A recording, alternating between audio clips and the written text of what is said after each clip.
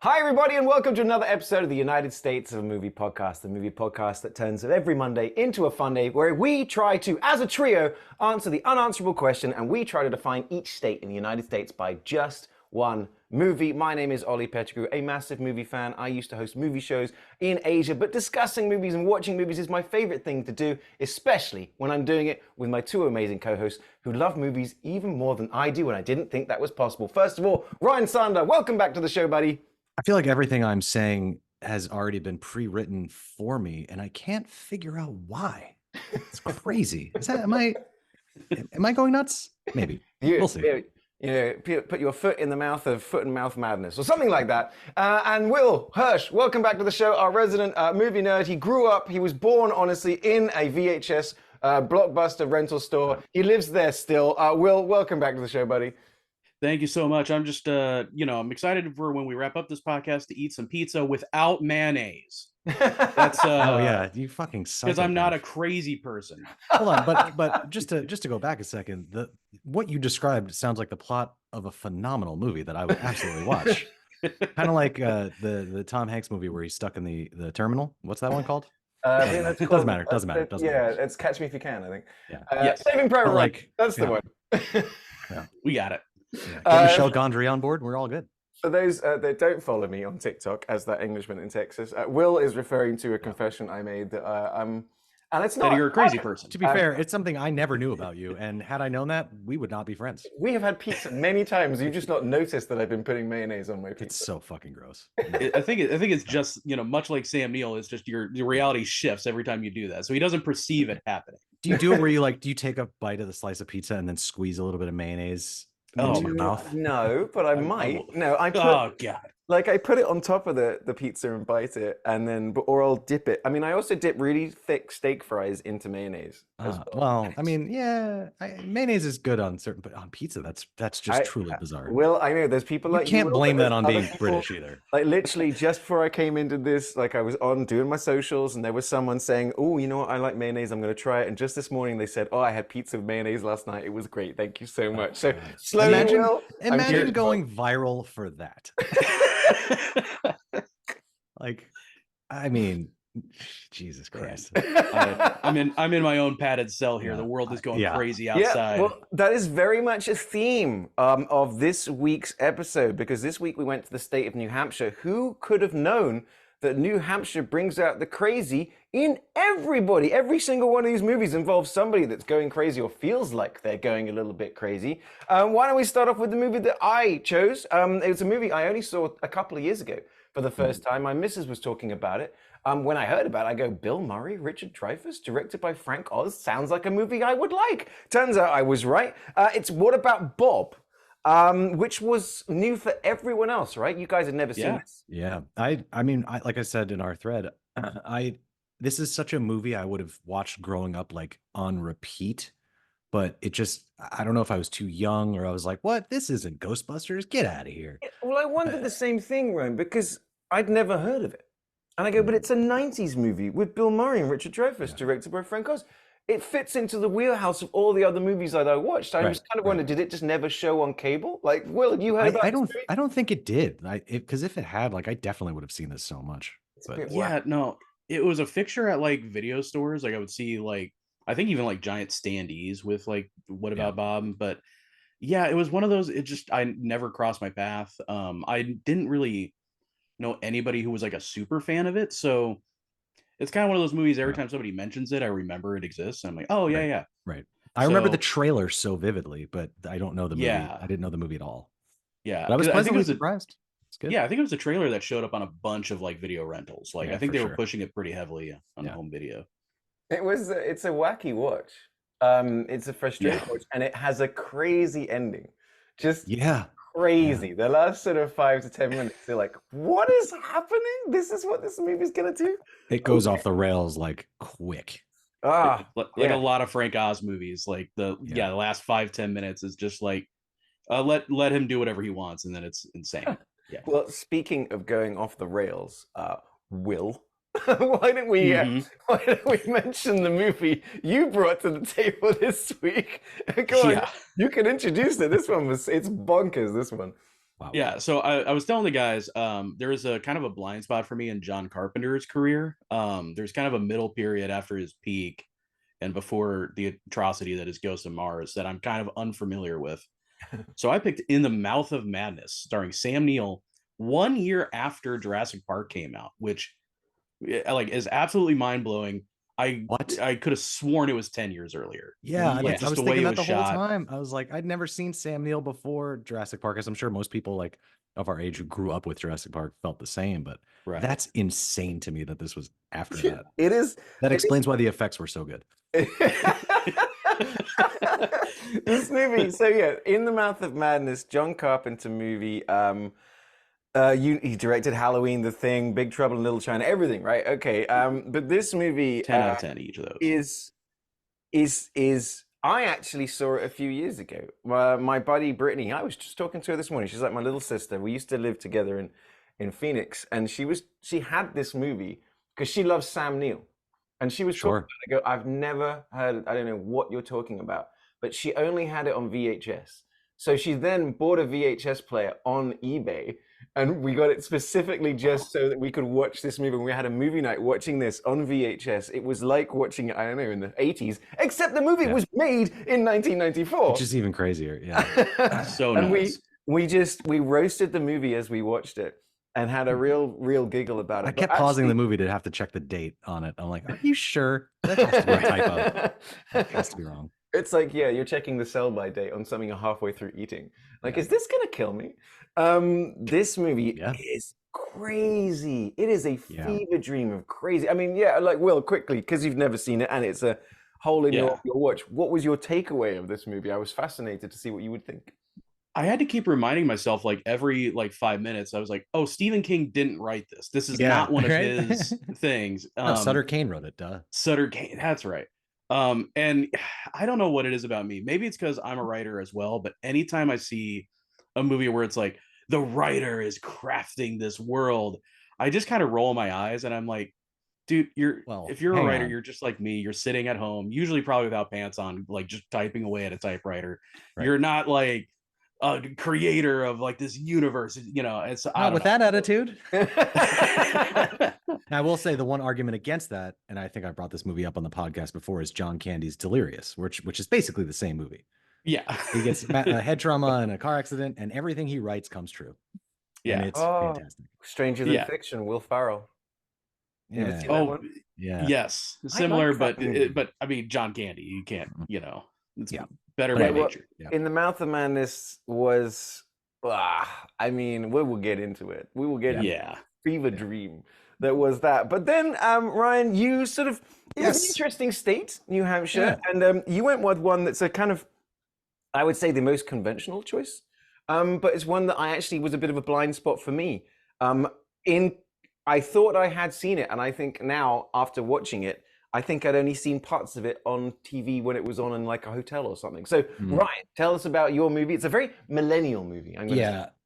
I think this movie is like very near and dear to most people's hearts, and it is no longer that movie for me. So I picked, was it 1995's Jumanji? Yeah, Jumanji, directed by Joe Johnston. Joe Johnston. He did The Rocketeer, a favorite of everybody at this podcast. We all love that. Classic. Honey, I Shrunk the Kids, Captain America 1. Stars Robin Williams, young Kirsten Dunst, also Bonnie Hunt, things like that. This movie, Lilith from Frasier. Yes, Lilith. That's what's right. I told you guys, I put this movie on with I got my mom in town. She's here watching it with me, and she goes, "Oh, that's Lilith," and then she just leaves the room. She's like, "Not for me." That's no support for Lilith in this particular movie. But I tell you what, so I found that, when we were at Right This Minute, because I'm an Xennial, and so I'm the crossover generation. I can relate just as much to Gen X as I do to millennials. But I have often found that a lot of the millennials that I knew from RTM all really like Jumanji. Like, they were really into it. And I'm sort of thinking, because when it came out, It's a bit more of a kids movie. Like we were just saying, we had things like Jurassic Park had come out. And like then I'm 14 years old. And so I think I always dismissed Jumanji as a kids movie. I'm You were like, too busy smoking cigarettes and yeah, I was at rolling boarding dice. school. Staying up past 9:30 like a cool kid. Like a bad no, boy. man. I was at boarding school getting up to all kinds of shenanigans, being introduced to things like Days of Confused and The Crow. So I was like, those are the things I was watching because I was being brought up by a bunch of Gen Xers that were beating me up at the same time. So, You turned out all right. yeah, it's fine. Just a bit of PTSD. So where should we start? Let's just start with Jumanji. Why don't we? Because I definitely realized I'd never seen the beginning of this movie when I realized it has 2 prologues. It takes 20 minutes to get into the movie that you're going to cold open has a cold open. Yeah. So weird. So we start in like the 1800s and then we flash to like, I guess Hang it's on. 1869. 1869. Nice. He lives at 420 69 Boulevard. Hell yeah, he does. So yeah, it starts off with we're way back in time. We get these 2 kids burying it. Then in 1969, we flash to 1969, where a young Alan Parrish, who's living with his parents, one of whom is the dad, Jonathan Hyde. Yeah. Cadbury from Richie Rich. Starts playing it with this young girl who ends up being Bonnie Hunt. He gets sucked into it, and then we flash forward again. And now we're being introduced, so we're meeting the Judy and Peter Shepherd, which they do in a really cool way. I will say I do appreciate the filmmaking of this, because you have like the camera cuts like her running out of the house. Like this is your first taste of, you get the mix of CGI effects with the practical effects from some of the bat that's on her shoulder he just goes. It's great. Yeah. It gave me a giggle, and she runs out, and the door closes. You hear her screaming, and then it flashes forward a very specific 26 years, and then it's them entering this house that's been abandoned, which I thought was a really cool scene transition for that. It is. Well, the thing is, it's actually quite an interesting movie. It's also quite. I was surprised by how much peril the kids are in. Like it's like so I've recently, I know you guys asked about it or talked about it, but there's the new Jumanjis. There's the Jumanji, the reboot, and then there's the next level. And that first one is excellent. Really? It's excellent. It plays on video game tropes and it pulls you in. So Jumanji's become like a Nintendo almost, right? So because it's magical. And but it sucks them into the game. And what's really fun about it is it all obeys the laws of video games, but the video games like we grew up with, even some of the old school video games that that we know, and you've got NPCs and they use it all to great humor. And then on top of that, you've got the Rocks and the Karen Gillans and the Jack Black, yeah. What's the short guy called as well? Kevin Hart. But they're playing the children. So it's really fun watching these actors play children in like adult bodies and stuff. It's like a Freaky Friday kind of thing. Like so it genuinely is. The new Jumanji movies are good. Like the second one was also like it was good, and it like had a little like extra thing with Danny DeVito and Danny Glover, right? But which was like little But the first one I will say is very good. But this one, I liked it. I like this movie. It's got the jankiest CGI. Yeah. Worst monkeys. This was again like one of those movies you would see, and they would have like a 30-minute featurette on like, look at these elephants stampeding through this. We did that, but it's so much so it's like it's really the mix of the two things together, because they really did a lot of mixing practical and CGI together. The practical stuff worked great, and this is like you say. I mean, kind of we're going to be talking about a lot, but I guess we're just like it's the defining moment. But this is 2 years after Jurassic Park, right? So we know that people can do it. And but the sort of when it kicks into 1 year before Twister, so which is perfect. But like is that it was only about halfway through when I figured it out, and I texted you guys, and Will, you said sort of like very similar thing, is that so it's not so much that the CGI is bad, except on the monkeys. The monkey CGI is terrible. The facial animation, everything is terrible. But it's none of it. These animators, like you often see behind the scenes things like Ryan, you're talking about, and you're watching a Disney stuff, and they're all watching they're all watching nature documentaries. They've got an actual animal walking around them, you know what I mean? Right. So they can understand how animals move. Because none of these animals move the way the animals do, especially the monkeys. Well, I'm sorry, Ollie. I don't know what jungle you're growing up in where monkeys can drive a police cruiser, but I'm sure they didn't have the footage to study for those scenes. They do. Yeah, they were troubling. Just even just the monkeys, rhino. like, even when they're just like running, it's like, like I said, it's like the animators were asking somebody like, how do monkeys move?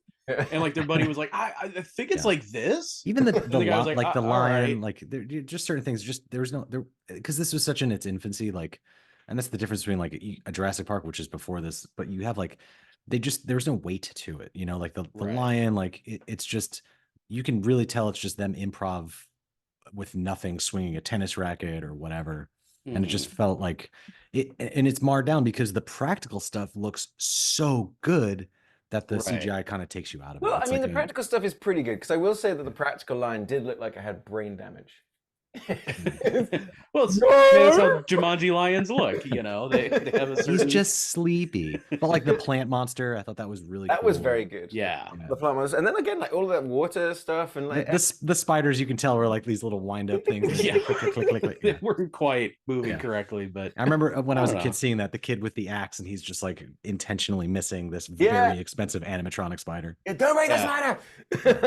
Yeah, I was mad as a kid, like that we weren't getting like spider splat stuff. Yeah, I was like, right? come on, this is why you do this. This movie like, could have been splat way more gross. It should have been a hard R. Well, you never use the hard R. Oh shit. So anybody at home that hasn't seen Jumanji, if you're like me, basically it revolves around a magical board game. That when you roll it, it's sort of like the pieces control themselves. There's this crystal ball in the middle that gives you a clue about some way that you're about to be murdered by a jungle. Be it. Let me ask you this, because I haven't seen the sequels. Because I'm fascinated by like the lore of this game. Because the rules are basically you roll the dice, the pieces move, and then you run for your fucking life. It's insane. Like, why wouldn't you just rapid fire, just keep rolling the dice? Yeah. Like, what happens next? Do these things just exist in the ether and like in this world until you finish the game? The logic of it makes no sense to me. Yeah, it's a little confusing with with the second ones. I've only seen the new second one, whatever, the first rock one. I've only seen that one. I haven't seen the one that came after, but the rules kind of don't make sense because like we were talking about in the text thread where this game, it's like it brings Jumanji stuff in Jumanji out into the real world, and in the video game you go into it. Okay, right. So you're like just in Jumanji. So that was kind of an interesting angle. I think the best way. I think Jumanji exists. Yeah, the easiest explanation, the simplest explanation, is that Jumanji is a parallel dimension that exists at all times, and that the game is just a portal through which you can travel to and from Jumanji. Oh, great! It's simple. I mean, like Zathura. Yeah. Right. Yeah. Okay. Yeah. Perfect sense. But yeah, so what happens? Kind of, like we were saying, is in 1969, a young kid that turns out to be Robin Williams gets sucked into the game. It's only 26 something years later that Kirsten Dunst and her brother Bradley Pierce they start playing the game, become the next two players in it, and this is where suddenly Robin Williams comes out of the game. He's been trapped in the game for 26 years. He's now fully grown. He's got a beard. All his clothes are made out of like everything in this board game just kind of materializes like off screen. You don't really see like something coming through a chimney. He just shows up in a separate room, or suddenly there's just a lion with them. It's again, I'm very confused by the logic and rules of this game. Yeah, and it's like. And the point. What's the point? Like, who made this game? Yes, that is crazy. I will say, I think in the new Jumanji, it's a bit more like of a you grow as a person. You know what I mean? You can because I know what you mean, because I'm watching this again. It's like it's the point of Jumanji in this 1995 version seems to be don't die. Right. And the interesting thing about it as well is not only does this board game don't cheat as a conduit. Yes, don't you dare cheat. It acts as a conduit to a parallel dimension, but it also creates. It's also, I think, a wormhole because it has the ability to control and reset time. Yeah, that's another bit of a wrinkle I couldn't quite grasp, because you have the hunter shows up, who's been a hunter in this game for, I think he says like 1906 or something. I'm like, so was he playing the game? Did he get sucked into the game? Did I the think he's a game part make of the him? game. Yeah, the game made him because it specifically said he was designed to torture Robin Williams' character a bit, which is why he looks like his dad. It was specifically to mess with his. There was a throwaway line about it's there to sort of specifically torture him. But the other weird thing is that in New Jumanji, it doesn't reset the timeline. The timeline goes back, and the guy that was trapped then travels. He comes into their timeline. Remember, Okay. It becomes Colin Hanks. Yes. Whereas I was going to ask about that. Is my nose bleeding right now? Yes, because it's one of the Jonas Brothers in the movie, right? Yes, And one of the then- Jonas Brothers. Yeah, he does very well in that movie. I'm telling you, Ryan, right mood, right time. You would watch that and enjoy the shit out of Honestly, if it was on HBO, I probably would have watched it right after, because it definitely piqued my interest after watching this. I was more curious about the history and the lore of the game than I was like, oh, we're doing a Lego sequel where it's like, instead of a board game, it's a video game. Like, But I mean, people you do get that taste, like, you get that, because how old was Robin Williams when he gets sucked into the game? Like, he was 26 14. years younger, so I guess he's a teenager. So, so maybe like 15, right? Yeah, or even younger. I don't know. And then like the next thing you know, he's survived this insane jungle as like a kid, and just now he's got a beard. I don't know. Yeah, he's like, he's in really interestingly good shape in this movie. Like you see him like running up the stairs and stuff. He's got really powerful legs, like little Robin Williams. He would have made a great Wolverine. Yes. Yeah, for sure. Oh, He's what like- could have been. He's like, so the interesting thing about it is that once the two kids from the timeline of the 90s start playing, everyone's locked into the game and they realize they have to finish the game. But to finish the game, they need to find the girl that the young Robin Williams character was playing with, that is now Bonnie Hunt. But it's kind of like, it's in this timeline, New Hampshire is half a step away from the New Hampshire of In the Mouth of Madness. It is, everything has gone wrong. It all went really badly for Robin Williams' parents. It went terribly for Bonnie Hunt's character because she said, I saw a boy get sucked into a video game, like a board game. So she's just the crazy person. So they're all basically living in the bad timeline. It's like they're living in the upside down kind of thing. Another this is the timeline multiverse where movie. Biff Tannen became president. Yeah. So they have to convince Bonnie Hunt to come in and join the game. But this version of New Hampshire, which just looks like modern day Detroit, it's just like this kid getting sucked into this game. Was the single-handed thing that just fucking ruined this town. Yeah, and it's the town of Keene, New Hampshire, is where this movie was shot. Quite famously, only because the city of Keene was so in love with Robin Williams, he completely won them over. They gave him the keys to the city and stuff, and when he died, they had a whole thing. Because, who wouldn't? Like, Robin Williams maybe one of the most charming human beings that ever existed. They have a statue of him as Alan Parrish. Dressed as RoboCop. Oh man. Can you imagine if this took place in Detroit and RoboCop became one of the players? I am now. He's just shooting bats and spiders. Fuck yeah, give me that. Arresting rhinos. So that's the movie we need. This is a dangerous game. So as the game goes on, every time one of them rolls, it presents another danger. And so it sends out giant mosquitoes that are going around town and sort of like making people become unconscious. So the game is causing trouble everywhere. You've got the swarm of monkeys that are stealing the police car. You've got that character, Carl, David Allen Greer. Fantastic. The Soul Man. He's like the comedy relief in this movie. He's just like, as his day goes on, his police car is getting more and more and more. I forgot how much of a running bit that was in this entire movie until the car finally gets, and that was another scene I remember them doing with like a real car and getting like folded in half and getting sucked into the woods. Yeah, that was actually pretty cool. Where did that come from? What? I don't know. Sorry, for those of you that are watching, you've seen it, but if you're listening to the podcast, a random bubble with a thumbs up just appeared next to Ryan. So clearly Jumanji is now an AI and it supports your comment. There you go.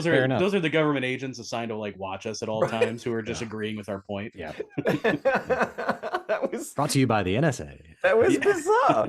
Yeah, so the thing is that the game as they're playing it starts causing more and more trouble. So then you got the mosquitoes, the monkeys, then it unleashes the big game hunter Van Pelt, who's been trying to kill Robin Williams for 20 years, who looks exactly like his dad, but with a British colonialist twist. You know, And he's got the big mustache. if you are watching this movie for the first time, you have to understand when we saw this back in the day, it you never would have known that it was the same actor. Like I had it's no so clue. wildly different. Like even seeing this now, I'm like, they did such a good job. It's with funny, the both makeup. of you said that, but even I remembered that from my half watch of this movie. That I'm like, oh, it's the same guy. Like, like you didn't get that? Wow. I mean, last guess time I'm I not saw all this was smart when it like was in you. theaters. Yeah. Yeah. But the fun is that you guys have gone deep on this guy. Jonathan Hyde is in like he's done a lot. Let's He had a run. He had a bit of a run. He had this. Yeah. He had Richie Rich, and then Anaconda. the Mummy. Or was it Congo? Anaconda. Yeah, Titanic. Oh, the Mummy, right? The Mummy, yeah. So he did. He had like Bit of a dick and everything, except for Richie Rich. He's kind of Cadbury was great. Hey, is that Yeah. have we got Will's dog has finally turned up in the podcast? Hey, Yep. hey, Tonto. Good to see you, buddy. I wanted to ask. It's implied that every roll of the dice in this game has something truly horrific come out. Yeah, yeah. It There's seems no, like not a fun game to play. No. Why so? Like, I guess that's why they're in the beginning. That's why you have the two cold opens of like them, burying this thing, and at the end, I think they throw it into a fucking river or something. But there's no upside to playing this game. Like, who made this? What fucking psychopath made this game? I think the thing. Oh, I was gonna say, I think the people who made this game, I think it's quite obvious, is the same company that made the Ring VHS tapes. I think it's obviously the same people. It's just So now you're positing a world in which we have this like cabin in the woods type parent company that's making all of these horrific totems, so to speak. I think it's the only thing that makes sense. Is there, eventually they got into video games. You fucking cracked it, man. Yeah. I think Bill Murray's character from What About Bob is the guy that wrote the book in the Mouth of Madness, who is also therefore the creator of Jumanji. You lost me at the moment. I kind of petered out there towards the end, much like in the Mouth of Madness. But that's what I kept wondering. I'm like, and I never thought of this as a kid. You just think it's like, oh my God, they found this ancient thing and they start playing it. And it's like, this would be like, you would think as a kid, like, this would be so cool. And then you get shot in the fucking neck with some like barbs from a plant. You're like, oh no, I hate this game. Yeah. It's like, so this is the same director, like we were saying, Joe Johnston. He did Honey, I Shrunk the Kids, which I still remember as being one of the best, like as a kid, like the experiences in a theater. And that was a movie that did insanely good practical special effects, like the giant Cheerios when they're in the cereal, and like he's, and like the big, the big ants, and when it starts raining and stuff Anthony? like that. Is his name Anthony?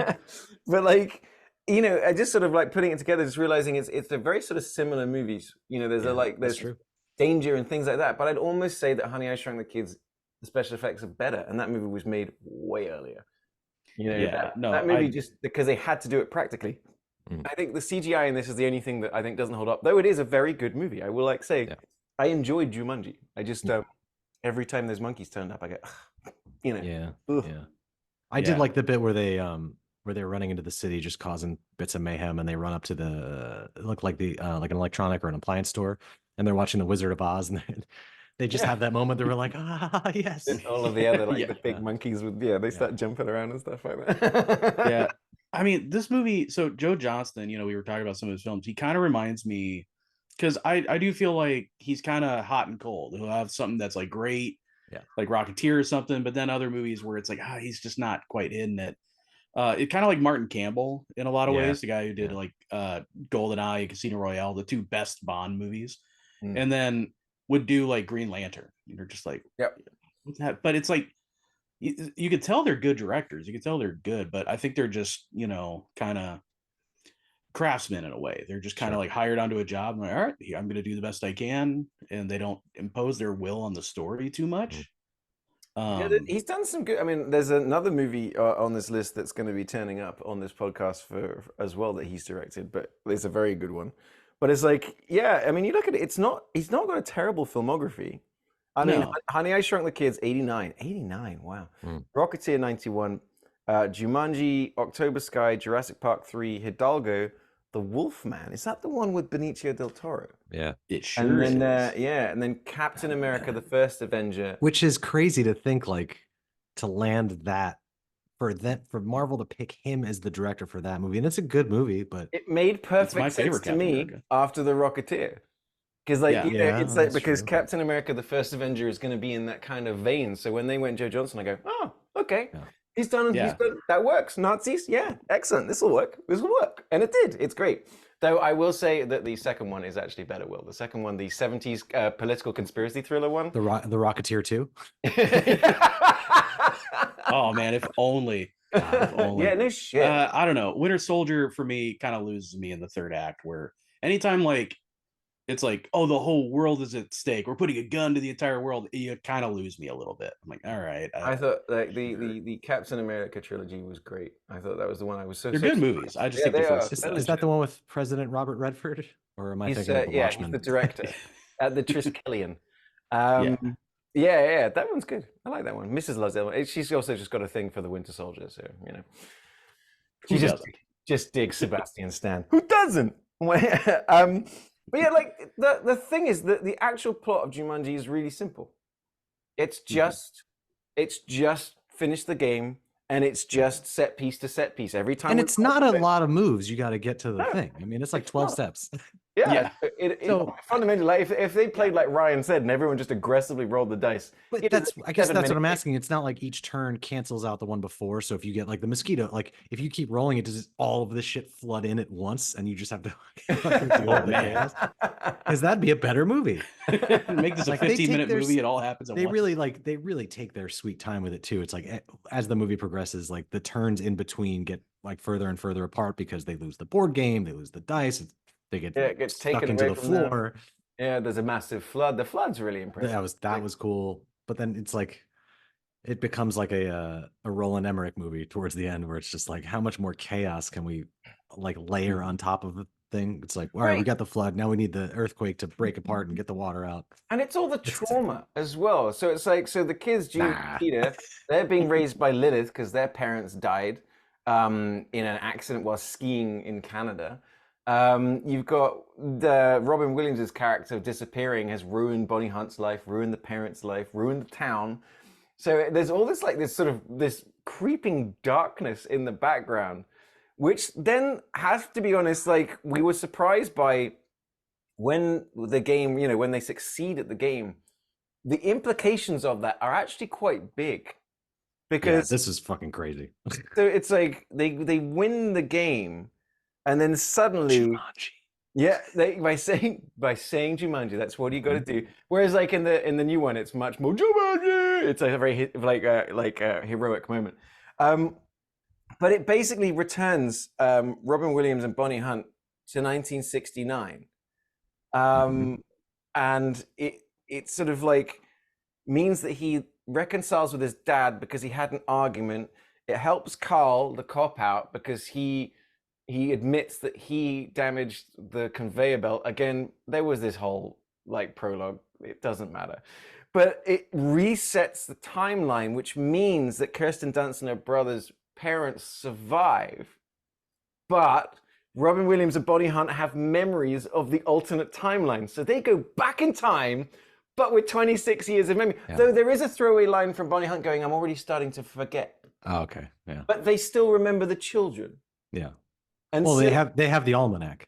They have the, the almanac, Right. so. honestly, if they I mean, had like, if they had like a that- DeLorean parked outside, they would the have whole third act ending, like because they're having this huge like, so then they wait 26 years and then meet them at their holiday party because Robin Williams has hired yes, their father to do a thing. it to work for their company. Right. So they've specifically now messed with time.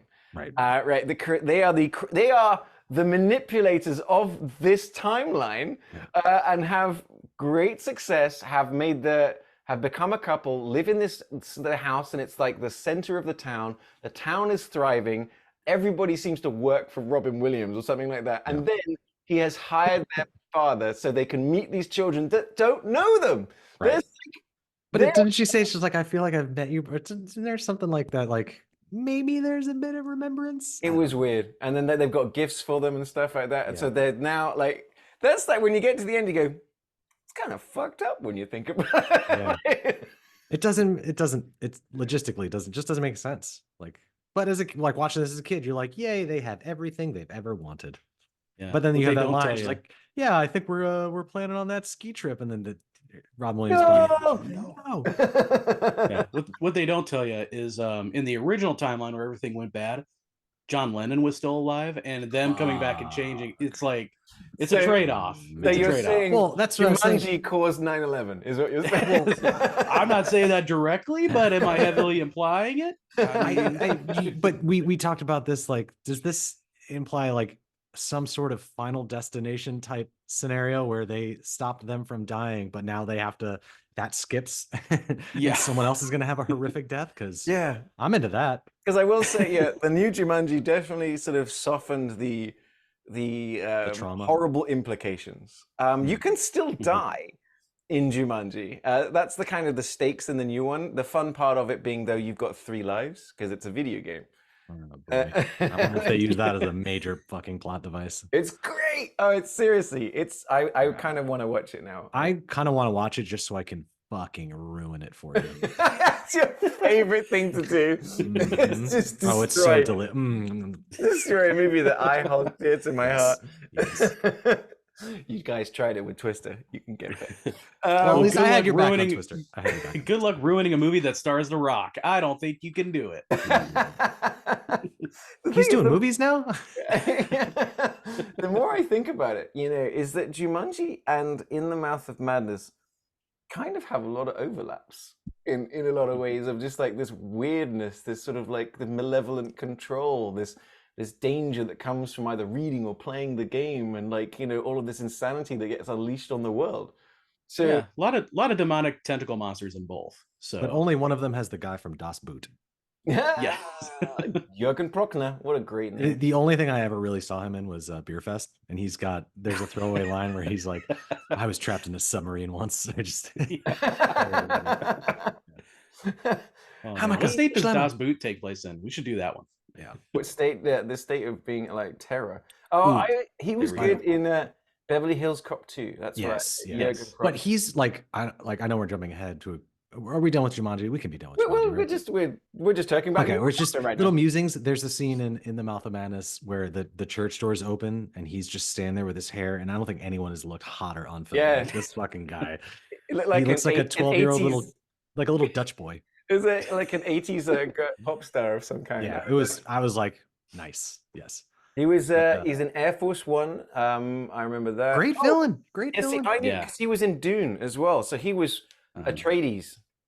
Okay. His daddy Atreides in Dune. So that's So I knew Jürgen Prochnow from watching Dune a million times, Beverly Hills Cop 2 a million times as a kid on VHS. So He's such a good villain. Like he's just got Yeah. resting villain face. We say that a lot, but he's up there. Yeah. let's Replacement do- Killers too, I think. So, he's well, in.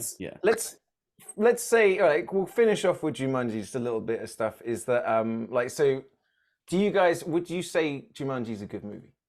Like, I remember it being a good movie, but rewatching it, I'm like, I know why I only watch. Like Will was saying, I know why this isn't like on a perpetual rewatch. It's like once you've seen it, you're like, yeah, all right. And I think a lot of that has to do with like the storyline is a little flimsy, but it's an enjoyable like adventure film. If you're watching this with your kids, like I think it'd be fun times all around. But as an adult, I'm like, nah, I don't ever want to see this movie again.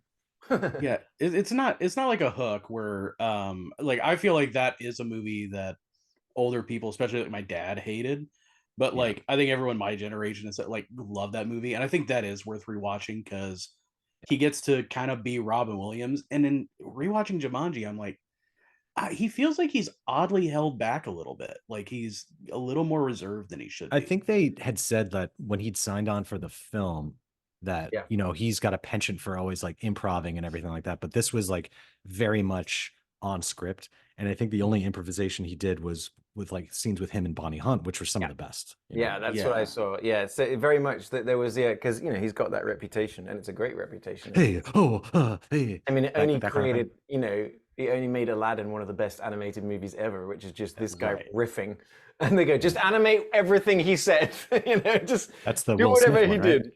Sorry. That's the Will Smith one, right? Clearly the Yes. superior one. Yeah.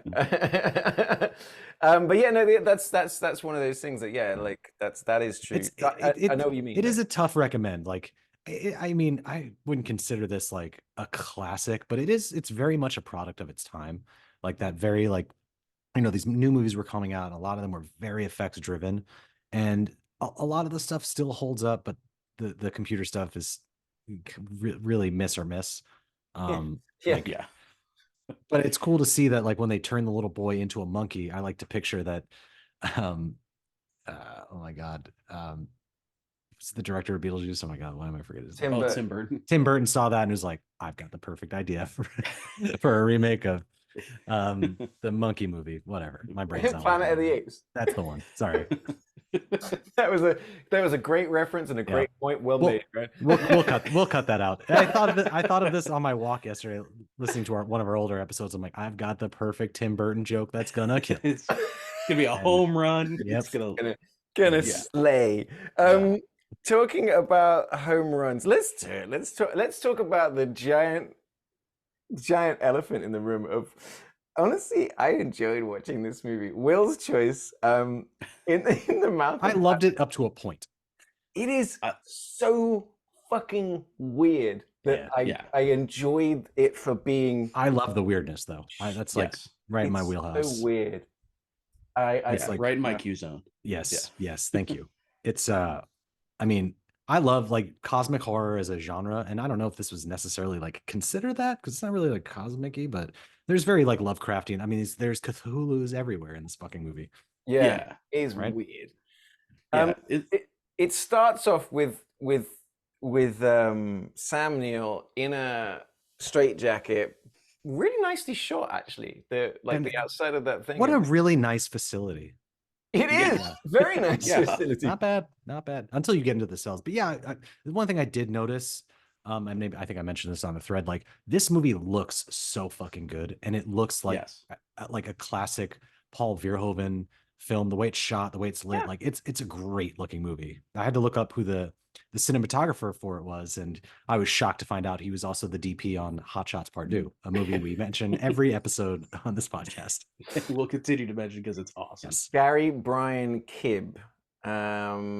He did Prince of Darkness, They Live, Robocop 3, Double Dragon, Mouth of Madness, Village of Damned. Where did you get? No, he didn't. You're lying. Wait. Hang on. I swear I looked that up and I saw Hot Shots Part 2 on there. Okay. But he did shoot Double Dragon, which I will say is a terrible film that I love a lot and I think looks great, despite it being absolutely awful, and I will watch it at the drop of a hat. The cinematographer of Hot Shots Part 2 is John R. Leonetti. Wow. Oh man, he did Commando, Weird Science, Jumping Jack Flash. He was as an other. Oh, so he did Hot Shots Part 2, The Mask, Mortal Kombat, Spy Hard, Joe Dirt, Scorpion Gary B. Kibbe, is that what you said? Yeah, Piranha 3D. Okay, this guy's. But A Few Good Men, Virtuosity. I mean, Dracula Dead and Loving It. Should I keep going? It says camera and electrical department. All right, so he was. I mean, he was on the camera team. Okay. He did City Slickers, Misery, Stand By Me, Big Trouble in Little China, Quicksilver. He also went on to direct Annabelle. He actually directed Annabelle. So he's now. So you just single-handedly undid everything that I just everything, said. Yeah. So there, it's okay because Jürgen Prochnow was actually played by Charlie Sheen. In Hot Shots Part 2. No, that's not true. So this movie's weird. Okay, it starts off weird because Sam Neill is an insurance investigator, and it's an interesting thing because his character is a bit of a dick. Seems to think he's irresistible to women, and his one character choice is to always light a cigarette. Yes, flawless. Yeah. Have you ever seen? They did like before Pierce Brosnan was cast as James Bond. They did like a screen test with Sam Neill as James Bond. I have seen that. And it's weird. It is weird. Can you imagine that timeline where and watching him, I'm like, he's just got that kind of suave swagger. Is he James Bond? No, but it's cool to see him in that. Like, and I believe he is smoking a lot of cigarettes in that screen test. Yeah. But I couldn't help but think that I'm like, God damn, we could have had a Sam Neill James Bond. I can't see that. No. Yeah, because he's doing the suave thing in this one, and I'm like going, it's not. And I feel like in every movie he's in too, because it took me probably until I saw Hunt for the Wilder People to learn that he's from New Zealand. But you have this like very ambiguous like accent. Like where is he from? Is he British? You don't know, and you kind of get that in this like. Well, if you get into, and we're talking about it again, Jurassic Park.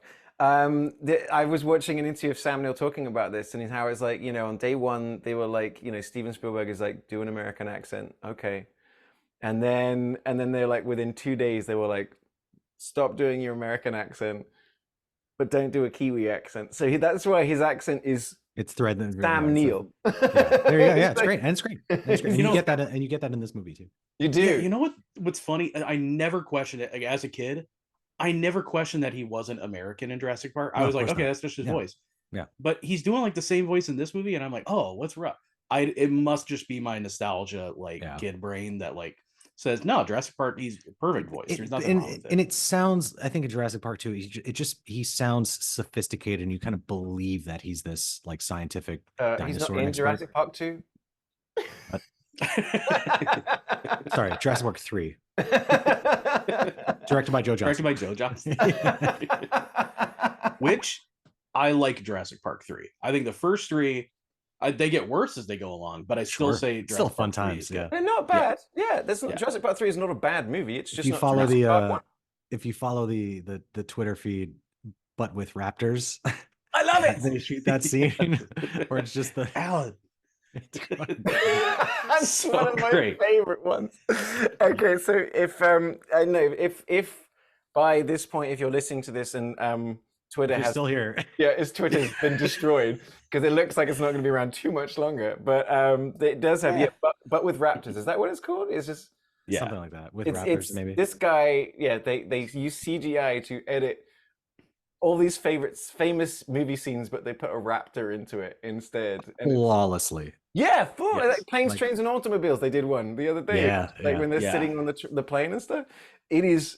I don't know who that person is, but they are having a grand old. Yeah, it's just the Twitter handle, if you're looking it up, is at but with raptors. But with raptors. Anyway, so it's but wit. Yeah, that's the handle. But wit.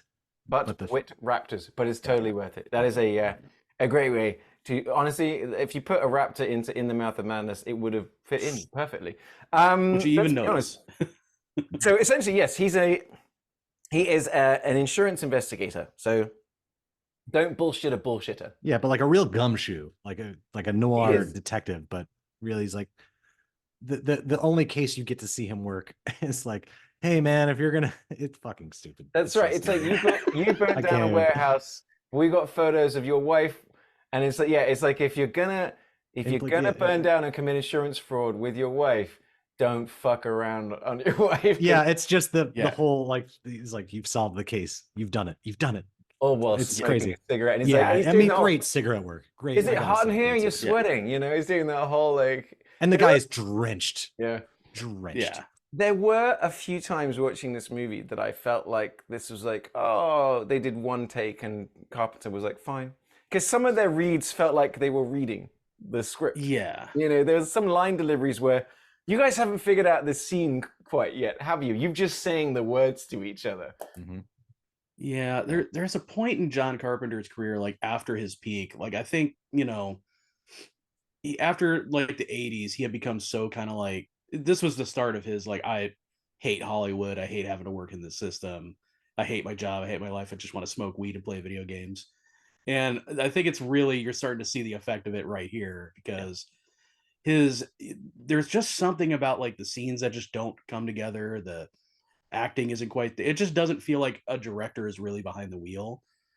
Music's great. He's definitely into making the music, because like that soundtrack, it rips. That opening guitar shred. Yeah, it's a face melter for sure. I want to go see him and his band play live. Yeah, like, that's one of my big goals. Like, they had, I think it was a few years ago, they had Hans Zimmer did like Coachella, and like just give me that, but with John Williams playing like all the hits, all the good ones. John Carpenter or John Williams. I would take John Williams. Oh yeah, sorry. I think John Williams also might have done that, but so the thing is, we haven't even got to the premise of this movie, which is, let's be honest, a crazy premise, because as the insurance investigator, he is being hired by another client to investigate a claim by a publishing house. Basically, this publishing house has lost their billion-dollar franchise novelist, and his job is to investigate where this guy has gone, or if this publishing house is full of shit. Are they just trying to claim money? Is this all just a way of publicizing his books? Now, this guy, what's the character's, the writer's name? Help me out. Sutter Kane. Sutter Kane. Such a weird. Yeah, I always felt like they were going to rearrange his letters, and it was going to say, "I'm the devil." But yes, Right. Sutter Kane. He writes these pulpy sort of like horror books that, to be honest, sound like this movie. You know, it is pulpy horror at the same time. If you want to watch something better, just watch Garth Marenghi's Dark Place. I was just about to like, bring I that could up. like, it was inescapable. The whole, like, the plot, everything. I'm like, this is just Dark Place. I want to watch Dark Place. Yes. It's so wild to me when Americans bring that up, because Garth Marenghi's Dark Place was a completely random come on at 10 o'clock at night, Channel 4 English thing. The fact that it's got out there and that people know it is amazing. It's fantastic. It's the greatest thing ever. I set that up. I do like the structure of this movie, because it opens with him in the asylum, and then you have one of my favorite people from Gremlins 2, who's like the warden. And then you have bad guy from Titanic or something. Yeah, John Glover. Yeah. Then he's got a psychiatrist comes in that interviews him, and he's like, "Well, did he ask for anything?" He's like, "One black crayon," and it pans into the room, and it's just shit everywhere. And like, there's no way you can do that with. You ever try and write anything with a fucking crayon? That took me out of it. That's what we were in. It was just crosses, and he had crosses on his face and stuff like that. And on his back. Like, how did he write all that shit? Because he's crazy. There's when no you're mirrors. crazy. Oh, because Sutter Kane was making him. Oh, right. Exactly. Wow, actually, I'm amazed, because the guy that the guy that's interviewing him. So basically, like Ryan's saying, is that the movie is told to us by it's being. He's an unreliable narrator, right? Yeah, he's telling us what he's gone through. But the guy that is talking to him is from David Warner. Yeah, from Teenage Mutant Ninja Turtles 2, Star Trek 5, Star Trek 6, The Lost World. I mean, a lot of your movies. He's also in H.P. Lovecraft's Necronomicon. So that makes sense, considering that's the word I say. But I know him from Titanic. But this guy has had, good Lord, I mean, I'm looking at his filmography. This guy has been in hundreds of movies. He's in everything. It's great cast. Great cast in this movie. It is, actually, to be honest. That's the thing, like, it's this movie starts out so great, but there's just a turning point where I'm just my brain just couldn't process what was happening, like the levels anymore, and it just wasn't that interesting. It becomes like a bad trip, to be honest, because it gets weird. Because the premise, all right, so we're setting it up. He's about to be given this next job. The guy's telling him, and we see in the background this crazy guy who's got 4 eyes in 2 eyes. Comes through the background. It's a good shot, actually. Yeah, he just comes across, and he's through the window while they're talking. He smashes it with an axe. It turns out this guy is the agent of the missing novelist, and that there's something about this guy's books that seem to be driving people crazy. And he smashes through the window with an axe, and then is immediately gunned down by the police. Yeah, 2 police that happen to be having, I guess, coffee and donuts, and they just unloaded on that guy. No hesitation, just started blasting. Yeah, the most realistic part of the movie. Yeah. Well, he was a white guy, so I don't know if that's true. Oh, that's true. Yeah. But then the next scene is that Charlton Heston? The guy from Wayne's World? Yes. The guy from Wayne's World. Suddenly, so he's from the publishing company, and we have this whole thing where Sam Neill is partnered up with Julie Carmen, who is playing Linda. Linda works for the publishing house. She's kind of into does she? Or does she?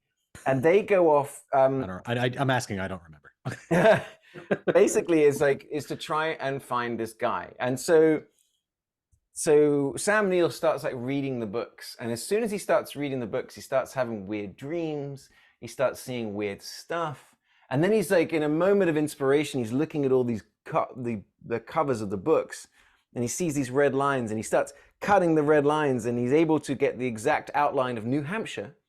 And on this map is this sort of dot for this place to be known as Hobbs End, which is a town that doesn't exist on any maps, but it exists on this map. So that's why it's a New Hampshire movie. It's the mission of Sam Neill and Julie Carmen going to find this town in New in Hampshire. almost a planes, trains, and automobiles style car Yes. road trip. Now, this is what I was going to bring up before, but I don't want to jump ahead to this part of the movie. When he overlays the map, and I had this question before because in my mind, Maine, New Hampshire, like Martha's Vineyard, all these places are just kind of the same thing that exist within this smaller area. I'm not a geography major. I've gone on record to say that. So if you're listening at home, please correct me. I don't understand how any of this shit works. How maps work. Yes. I'm also not a geologist, so I don't understand anything going on here. Jesus, Will, they're minerals. So they could actually be making up the shape of the state, and I'm not going to call him on it. I don't know. It's a long squiggly one, but that scene where he like overlays it, and I thought that was cool. Like again, there were like parts of this where he's being this like neo-noir like detective, and I think it's really cool. And then you get these flashback scenes or these flash forward scenes of these vignettes in almost an Event Horizon style way. Yeah, well, they even end up with the Event Horizon corridor at one point, like we're just running down exactly like the ship, which is also, by the way, a great movie. I love Event Horizon. I think it's a banger. Yep. So it's so Linda and John, that's Sam Neill's character, Linda and John. It kind of felt like an X-Files, actually. They're just driving a random state, having a conversation in a rental car kind of thing. I was saying before we started, it kind of, if you're a fan of video games, that it felt a little like Alan Wake, a little bit like the small town, like this mystery, like for whatever reason, everything's an antique store. Well, let's talk about how they get to this town, because this town doesn't exist. They're driving across New Hampshire, which inexplicably has a lot of like cornfields. This New Hampshire apparently is Ontario, Canada, just FYI. Right, for sure. But as they're sort of driving, suddenly it's sort of night, and thing is, at one point Linda's driving and she starts seeing some weird ass shit. The old boy? She sees this little boy on a bike, which it turns out is a young Adam Driver. Actually, it's not, and this is something that none of us clocked until we got to the credits, but it's a young Anakin Skywalker. It's Hayden Christensen's movie debut. So Adam Driver's grandfather. That's right. There we go. Whoa. Good connection. Found the connection. This is grandfather truck. So she starts seeing, she's like, there's this kid caught in a time loop who's then, he ages and becomes, it looks a little bit like the old Vigo from Ghostbusters 2. Yeah, the makeup and effect himself, wasn't great. Vigo himself turns up in this movie. Yes. The one bit that I thought was really cool was the bit where suddenly she's driving, now the markings on the road go. So she feels like she's driving and she looks out the window and then you see sort of a lightning flash and she's looking down on clouds. So she's like, that's not good. And then suddenly she's going through this like this weird thing and it's all freaking out. And then she just drives out the other side of like one of those sort of New England bridges. It's literally the scene from Trains, Planes, and Automobiles. It's the like he wakes up and he's like, "Huh, I slept through the whole night." Yeah. It would have been better if they'd turned to him and he was the devil. Oh god damn. That would have But yeah, she kind of goes through some sort of like weird hallucination / wormhole, and they end up in this town that they've been looking for. You think she got Jumanji? Is that what you're saying? Got a little bit Jumanji. I think so. This is like this game, like, so Jumanji is the play the video game, shit gets wild. In the Mouth of Madness is not play the video Read the book. It's read the book. Yeah. And if you read the book, crazy shit happens. But what if Ollie, you bring up a great point. What if you're incapable of reading? Don't worry, dumb. We made the movie. Don't worry. Boy, do I have news for you. They make the movie. There's an actual goddamn expert. I swear to God. Once I got to that point, I'm like, oh, because the visual I have of this is just Sam Neill sitting in the movie theater watching himself eating popcorn, right? Great. Well, the thing is, he should have been watching Jurassic Park. That's what Jurassic Park 3. Yeah. Well, if you listen as well in the background, a lot of the time throughout the movie, you'll have news playing on the radio or like a television, and you're hearing it's people just talking about it's getting worse. People are, people are dying. There's talk radio talking about it. So there's this thing happening around the world at the same time, kind of in the background. When we do turn up at Hobbs End, it's almost, it's very Stephen King. They end up at the, the only hotel in town, which is being run by The grandmother Happy from Gilmore's Happy grandma. Gilmore. Yeah. Yeah, who's Yes. got who's also a sort of like some sort of beast. She's also got her husband naked, handcuffed to her ankle, and she's just kicking him like every now and That again. actually had nothing to do with the cosmic horror. Yeah. That's just their thing. Yeah. I'm all for it. Yeah, it worked. Yeah. That's the only part of the movie that really worked for me. Yeah.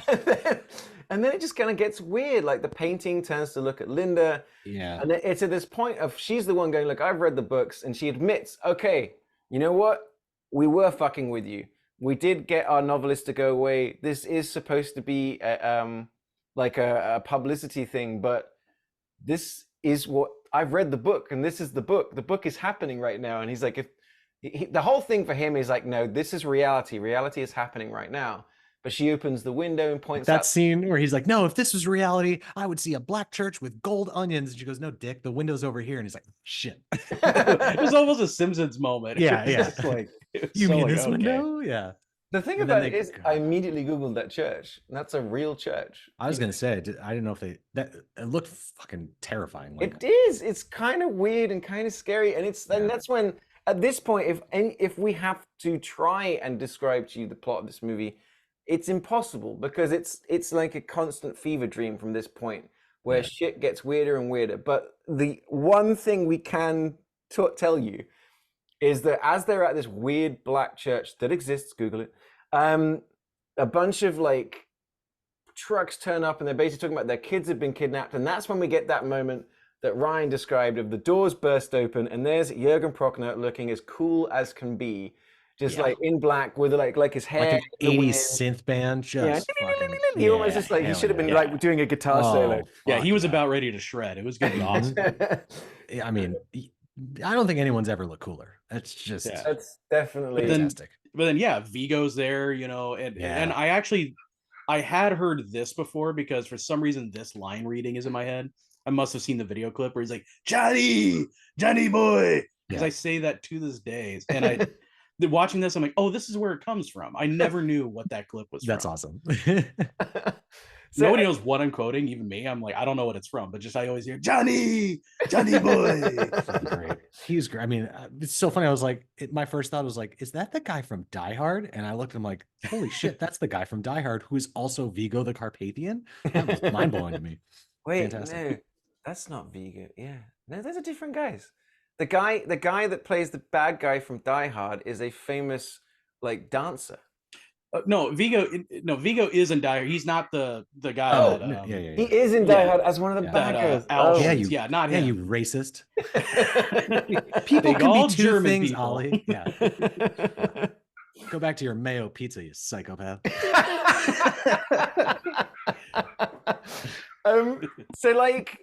So yeah, from this point, it kind of comes out that essentially Sutter Kane is being controlled to write these things by the old ones.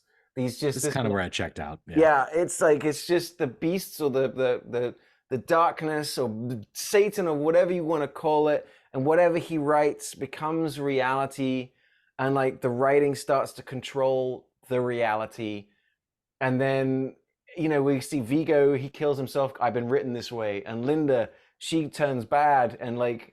You get that kind of cool part where it's like he's trying to escape the town. He keeps driving. Yeah, and that's are all of these people stuck in this loop of what they're being written as. So you get the kid on the bicycle who can't leave. He's just going back and forth on his bike, hitting up the payphone, whatever.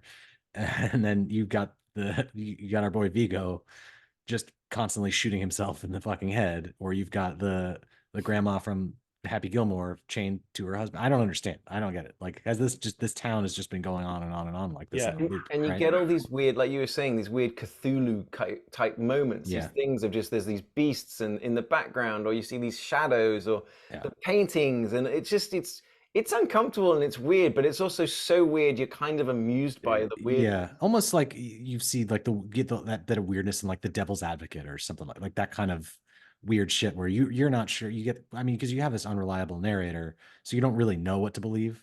But the whole hanging on, I'm being told by this force what to write, and everything I write comes true, so I'm gonna write the new Bible, baby. Yeah, and it's kind of the whole sort of theory of like that it is the end of the world and everyone's going mad, and at one point there's going to be more mad people than not crazy people. Yeah. It's the same kind of plot that you get for I Am Legend. I was gonna say End of Days with Yeah. Arnold Yeah. Schwarzenegger. But it's that element of when that's become the new normal, that you're the weird person because you're normal kind of thing. And so it gets weird where you know Trent's given the manuscript. So basically Sutter Kane has explained, this is what's happening, I'm writing it now, you're going to take the manuscript back. He tears himself open like a portal. Suddenly he's running like it's 100% like that movie we were just referencing, Event Horizon. It looks exactly you get that like blue tube thing. Yeah. You can't leave, she won't let you. I fucking love that movie. I remember watching that in boarding school and it scared the shit out of us. Yeah, that's terrifying. At 1 o'clock in the morning. And then we went out into the corridor and turned the lights on and they lit up just like it does on the ship. And we all freaked out. Just ran back to our room. That movie and Sphere kind of fucked me up. Like, yeah, they're good. I like those movies. Those are good movies. Good references. Anyway, definitely better movie than this. That's for sure. Yeah. Well, I was happy that it was a tight 90. In fact, many of them were tight. Yeah. It did not feel like that though. I kept pausing this movie to see like how much more I time watched is this in 2 sittings. Yeah. It took me a bit. But we went back. So he goes back to the real world. And he kind of goes and he has a meeting and he gets back, he sees Anakin Skywalker, he leaves the book on the side of the road, it gets returned to him in a motel, so then he sets fire to it and burns the manuscript, gets back and he meets with Charlton Heston, he tells his story, and Charlton Heston's like, okay, interesting story. 1, who's Linda? 2, we never sent you anywhere. And 3, you delivered the manuscript 3 months ago. It's already published, and we got a movie coming out. And he's like, yeah, man. You know, so it gets that whole reality moment, which then brings us to him in the mental institute going, shit's gone wild, right? Yeah. He goes, to be honest, you're interviewing me because shit's getting wild out there. It's safer for me in here. Yeah. And then you get another Cthulhu attack on where he is, right? And that was a pretty interesting and weird scene. Yeah, like, the 28 days later scene that comes right after it, I quite liked. Yeah. And I love. I mean, it's testament to like Greg Nicotero and is it Alex Kurtzman, or am I remembering that? Yeah, I don't. Well, who did the creature effects on this, which are fantastic, but you don't really see a lot. Everything happens in like really quick. Yeah, it's not quite cuts. Like The Thing. You have the bit though where Linda like crawls out of the car upside down with her head. Oh, that was really cool. That was cool. That was like when excellent. They get like a limber person to do that. I don't know what purpose it fucking served, but it looked cool as hell. And it had the great sound effects of when she was twisting around. It sounded some like good squelching in this movie. Yeah. Yeah. And there was the bit with Happy Gilmore's grandma when she was half beast, half grandma. Sure. Yes. Absolute smoke show. Yeah. I love a good oozing, throbbing door. Like if you get me one of those in a movie, that's cool. Yeah. See, that's the thing. It was pretty well shot. It was, like I said, underacted in times. And then of course the one thing. So I told you guys I couldn't wait for the blue scene, and like you know, we're like, what blue scene? You both kept saying that. And it's like, so for me, I remember I just burst out laughing because in this movie, in the face of all of this insanity, Sam Neill's character is essentially just taken it as like that's weird, that's messed up, that's crazy. And then he's sleeping on this bus, and suddenly Jürgen Prochnow there in his dream, and he goes, what if my favorite color was blue? And so Sam Neill wakes up on the bus and everything that they're wearing is blue. The world is a bit blue. And that is the moment where he screams in terror. Ah! And I go, that's the thing that scares you? The color blue is the only thing that gets you to react like that in the whole fucking movie? Are you crazy? He's like, what if I just blew myself? But it's not even like it's that blue. I mean, literally all it is just I didn't even notice it. Different. Like, I probably was mentally just checked out by that point, but it's honestly pretty close to how the world looks like when you've had your eyes closed for a while and then you just kind of wake up for a bit and it looks like that. And I'm like, has he never woken up before? Like, what is going on? Like, why is he reacting this way? He's colorblind, so then that awakening to him was just like, what? It's like putting on those glasses. Yes. Of all the things in this movie, I found that so bizarre. It's like Ryan says, that's when I pulled me out of the movie and I didn't like it anymore. But it was just like, it was so stupid and so weird. And then it ends up, so kind of like I say, he comes out, he's in that mental hospital that gets attacked. And then there's a very reminiscent of 28 Days Later of him, just the only person. He walks out because it's open. He's outside and there's just detritus everywhere, and you hear a radio like playing in like an ambulance where it's like there's not many of us left. It's spread worldwide. It's basically like the end of the world. And then he walks into a movie theater that's playing In the Mouth of Madness that has him on the poster, and he goes inside and he watches the movie that we just watched. Yeah. And he's laughing. And he just starts laughing, and the movie ends. And you're just Yeah. like, wow, John Carpenter, how many drugs were you on this? Like it's Yeah. weird. It's a weird movie. Yeah. Just waiting for the sequel to Mouth to Madness. But yeah, I mean, and when he's watching, it's just another bizarre choice, but I don't know how else they would do it is, you know, when he's in the theater watching himself in the movie, it's just clips from the movie. Yeah. Like a flashback scene or something. It's just Right. There it's should have just been one fucking comment where he's, bizarre. yeah, there should have been one comment where he's like, wow, they cast somebody who looks a lot like me. That's Yeah, or like like, someone should have like they leaned nailed over and it. just someone should have just leaned over and be like, shh, Yeah. you know, just the only other person in the theater. But yeah, just Nicole Kidman should have come out and talked about AMC cinemas. Yeah. This is why we go to the movies. This is where this is where madness happens.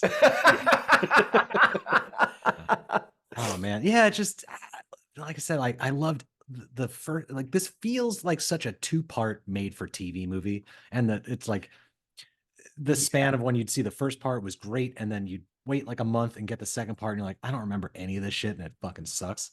So like the tail end of this, yeah, it just kind of fell apart for me towards the end, and I really wanted to like this movie, and there are parts of it that I really did enjoy, but I just kind of fell apart. I don't know. Same. Yeah. I kind of, there's a lot of things I appreciate about it. A lot of the creature effects, the casting I like, but yeah, just at the end of the day, I couldn't help but think of like, because I've been rewatching Twilight Zone a lot recently. I just got the full series on Blu-ray, and I couldn't help but think of Twilight Zone because I'm like, you know, if Rod Serling had written this, there would have been like an extra thing at the end that brought it all home. Yeah, that's a and good point. what kind of bothered me about this film is Sam Neill has no agency in the entire film. Everything in this movie happens to him, and then he goes crazy at the end. Well, it's implied that he has like no effect on the story. Yeah, but it's implied that he is in fact a character that was just written and fabricated by Sutter Kane, right? Like he's not a real person. All these people were characters created by this writer. Like, or am I? Is that's unclear. Like, does he get Jumanji'd? I don't fucking know. It's deliberately non-specific. It doesn't really. Yeah. It just kind of goes into the hey, maybe Yeah, that's fair. Will interest people, but and that's something that's interesting. It could have been developed a little bit, but I think a lot of things could have been developed a little bit. Well, yeah, I mean, I mean, the movie asked bravely asked the question of, hey, what if wouldn't a person go insane if reality broke around them? And it's like, probably, sure. So what? Like, yes, if unimaginable horror came out of nowhere and started messing with you. Yes, I imagine you go crazy, but what do you want me to do with that? It must be 65 times you light a cigarette in this movie. And I was wondering, like, would this movie better served if you were like to your credit, Ollie, you watched this, like you had a viewing experience for it, so it maybe made it a little bit better. But I mean, I started my day yesterday with this movie at like 8:30 in the morning, and it fucking ruined me all day. Like, I was just, don't start your day with this movie. I think I did a double feature, In the Mouth of Madness and What About Bob? That's what I did. And I got to the end of In the Mouth of Madness, and I went to Mrs. and I was like, I kind of weirdly enjoyed it. I mean, I did. It's a enjoyable movie. Yeah, it's not like it's a doesn't stick. It's a waste of time. Yeah, it's just it's at the end of the day, it just doesn't all come together. There's a lot. Yeah. There's a lot in here. I think there's going to be some people who like love this movie. Like I think there's definitely some people I know this movie will really connect with them. Right? Yeah. Okay. The dog agrees. The dog agrees. The dog's like, yeah. Give me some. A lot of dog work in this movie too. Just running dogs, biting dogs, Dobermans. Like there were like 15 fucking Dobermans in that church scene. That was pretty wild. Yeah. And I love they do that thing in the movies where the dog's attacking someone that they're just biting the padded part of their arm, but it's still terrifying. Off of their arm, off of their leg. And there was excellent practical makeup effects on children, on people. They have eyes up here and messed up faces and stuff like that. Just the one bleeding eye. Like when the guy comes out and he's like, "What'd you think of the book?" And he's like, "I love it." And he just fucking axe to the head.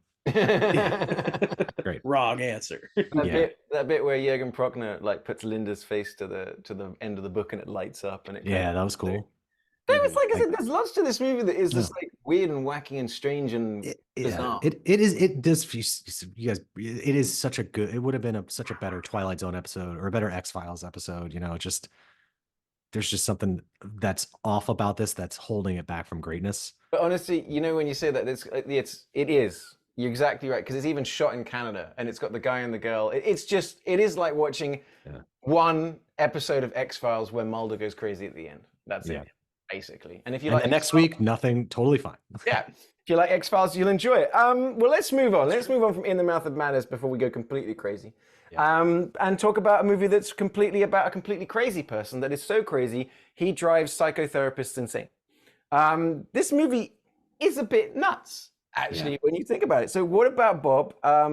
Like I said, I only discovered it a couple of years ago when Mrs. said, "Oh, we're going to watch this. You've never seen this movie. We watched it." Directed by Yoda. Indeed it is. Starring Bill Murray, who I have to be honest is killing it in this movie. Yeah, Bill Murray sure. is having a From the opening, I mean, you get that montage of just his daily musings. Brilliant. Trying to get through his day. You've got Richard Dreyfuss as a very famous shrink who is doing very well. He's just launched a book called Baby Steps. He's feeling like master of his domain. He's about to take a vacation with his Mrs. Julie Haggerty and their kids to New Hampshire to Lake Winnipesaukee. What was it called? Winnipesaukee, New Hampshire. Winnipesaukee, right? Winnipesaukee. Yeah. They say it like 40 times, and I still couldn't remember. And that bit with the spelling is very No funny. clue. But right as so everything's going great for Richard Dreyfuss, and he gets a call from another psychiatrist who is in a full state of panic and is quitting his practice and is packing everything away. And he goes, "I've got one patient I need you to take on," and it's Bob, Bill Murray's character. And when he goes, yeah, he agrees. You get that other psychiatrist go, free, like he's free. And basically, dick move, but he's basically unleashed Bob upon Richard Dreyfuss. And what happens from that point on is actually very funny. Yeah. Not borderline psychotic in some of this behavior. Like, but this is one of those movies, like, you really don't know who to root for because Richard Dreyfuss isn't really in the wrong in what he's doing. Like, he is a good therapist, but Bill Murray is a bit of a psychopath, like in what he's doing, but he's still cognizant of it. So I'm like, I don't like what he's doing here. I know he's got his problems and he's trying to sort them out, but the lengths at which he goes to are troubling, to say the least. I agree. And I think that's what you've hit the nail on the head with this movie, is that it's exactly that of, I don't know who I want to root for, because Bill Murray is terrible and has crossed lines and boundaries and is invading Richard Dreyfuss's life and house. But at the same time, Richard Dreyfuss is being such a dick at times. He's on vacation, man. But like, because the weird thing is that Bob starts having a positive effect on the family. So let's we'll set up the premise that you see movie, Bill Murray comes in. So basically, like, he's already been told, all right, I'll take on this client. And he says to his secretary, "You're going to everybody hear from a guy called Bob Wiley in the next few days." And she's like, "Oh no, he's already called twice. And he's your next meeting." And he's like, "Oh shit. Okay. So this guy," that's when we kind of get to meet Bill. And like, Bill Murray has just got so many problems. He's afraid of everything. He's got a fish gill. He's afraid of, the outside is afraid of diseases. He lives in New York, so it's like the bit where that garbage truck drives past, and then Bill Murray's standing there. The truck drives past, and then it's just Bill Murray's on the floor, cowering, like crawling. Makes his way to Dreyfuss's. He's afraid of lifts, elevators, so he has to climb 44 stories to get there. And then Richard Dreyfuss goes, "Here, take this book, Baby Steps." And that's when, Bill Murray is like, "Okay, baby steps. This is going to work. Oh my God, you're a genius. Thank you so much." Though I do like the little bit right after where Richard Dreyfuss goes, "Bill him at the normal rate and bill $29.95 for the book that I gave." Yeah. Oh yeah, it was great. And then he pisses off on vacation, and then so starts the insanity, because Bill Murray has to talk to him and can't, and shit gets crazy. Yeah. And this movie, I think maybe I'm misremembering this. This seems like such a thing someone would recut this movie to be like a psychological thriller and not a comedy. Like, it's very close to being that. Like, It is at all times that. Yeah. But you have the humor in it because Bill Murray's just so charming, and he's charming the family, and he's like they're all making them all better people and bringing them closer together. But Richard Dreyfuss he seems like a dick because he's just pushing him to his fucking limits and invading his I don't know who's in there. I don't think he's in the wrong here, man. He's not in the wrong until he turns to attempted murder. Well, yeah. I mean, would a jury convict? I don't know. You tell me. Yeah, it was written that way. But let's back up to how Bob finds Richard Dreyfuss, because Bob troubling to me. Gets him on the phone, gets told no. So then Bob fakes his own suicide and turns up at the phone exchange, which I guess is one of those things that you had back then. His phone service, which was like he turns up playing a detective, saying that this guy's committed suicide, then manages to get. Like he hires a prostitute to pretend to be Richard Dreyfuss's sister first. That doesn't go well, so then he fakes his suicide, pretends to be an officer, goes to this place, gets the badge that he shows is like a medical alert thing. Yeah. Right. Like, and these people are in the medical field. They would have looked at that and be like, "Well, hang on now." And you get the funny scene where they're both trying to spell the lake for him at the same time, which is that funny little interplay. Yeah. And then he takes his fish around his neck, gets on the bus, and goes to New Hampshire to find him. And it's that funny thing on the bus as well that, like, he knows the bus driver initially on the bus, then when we see him later on, the bus seems empty until the camera shows the forward, and it's everybody in the bus is sitting. They all cheer when he gets off the bus. Bill Murray fucking sucks in this movie. He does. He's so good. He's so good. Except the family doesn't recognize that he sucks at all. The family loves him, and it makes no sense. Well, it's because Richard Dreyfuss is so uptight. Yeah. Right. And so you see it that, like, with his daughter, he only communicates through the puppets. With his son, he does admittedly drop his son, when he's trying to learn how to dive and stuff like that. But again, you're right, Will, it doesn't make any sense because as soon as Bob gets off the bus, Richard Dreyfuss and his family are in the town, and Bob is just screaming the doctor's name repeatedly, and just constantly. I like, he tells him to go wait in the coffee shop, and it turns out that Richard Dreyfuss bought the house from under those people. So they go, "Oh, we'll show you where he lives." They hate him. That's throughout the whole movie. Die! That son of a bitch. She never says that. She never says that. Son of a bitch. Yeah. And he ends up at the house, and that's where it kicks off. Like what Will is saying is that the family, you got the teenage daughter who is actually only 10 years younger than Julie Haggerty in this movie, and then the younger boy, and this beautiful house on a lake, and Bob comes in and it just charms the family, because the family, I think, has not had any love from Richard Dreyfuss for a while. Yeah, they are also insane, and so that's why they're like, "Oh, this guy's great. This guy who tracked down our dad by pretending to like commit suicide." Yeah. Our dad, who survived a giant shark attack in the town over, has to return to his trauma. Give this guy a fucking break, man. And he's also having like the biggest moment of his life, which is Good Morning America is coming to do a feature. Yeah, they keep bringing that up. Like, how big of a deal was that? And back in the day, and he's got his new book, and so it's like everything's going great. And and another thing, how many of these like Sigmund Freud bronze statues does this fucking guy have? Like, he named his son Sigmund, which is, I mean, come on, what a dick. So I guess all right. I'm back on Team Bill Murray on this one. Team Bob. Back on Team Bob. I'm gonna jump back and forth here. Well, the thing is that Bill Murray, in every case, like I said, like you're saying, Ryan, if you just change the music and maybe a few scenes and give Bill Murray a knife, this is like Cape Fear or something. This is like some. If you would have that Kubrick stare, like the Kubrick stare in one shot for Bill Murray, just like, yeah, because this is a fucked up movie when you really look at the premise. Yeah, but it's always they play Bill Murray's mental problems with great comedy. Like the bit where the daughter takes him sailing, and he's like, "I'm sailing, yeah." And then it's slowly sort of like, as it goes wider, the shot gets wider. You see that he's just tied up in so many ways to the mast of this sort of the ship. And then you get that next scene where he's with the son. He's like, "I sailed today.